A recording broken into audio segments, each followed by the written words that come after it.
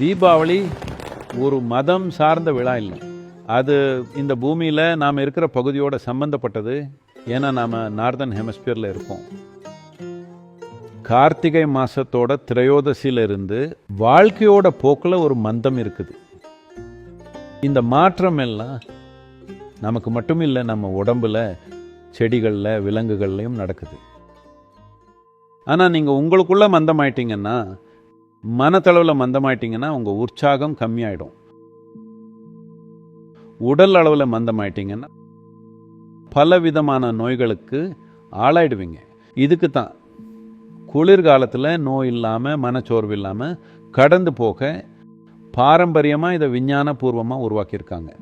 அதனால தான் தன்வந்திரியை பற்றின இந்த ஆரோக்கியத்துக்கான விஞ்ஞானம் எல்லாம். This is why the whole thing about Dhanvantri. நம்மளை உயிரோட்டமாக வச்சுக்கணும். ஜனவரி 14ஆம் தேதி வரை எல்லாத்தையும் உயிரோட்டமாக வச்சுக்கணும். நமக்கு இசை தேவைப்படுது, நிறைய வெளிச்சம் தேவை, தீபங்கள் தேவைப்படுது. இந்த மாதிரி நம்மளை சுற்றி இருக்கிற இடத்த நமக்காக உயிரோட்டமாக வச்சுக்கணும், இருள முழுகிடாமல். அது மட்டும் இல்லை, நம்ம மேலே எப்பவும் நடக்கிற பல எதிர்மறை சக்திகளுக்கு ஆளாகாமல் இருக்கணும். இதுதான் தீபாவளியின் முக்கியத்துவம். இதுதான் தன்வந்திரி திரையோதசி.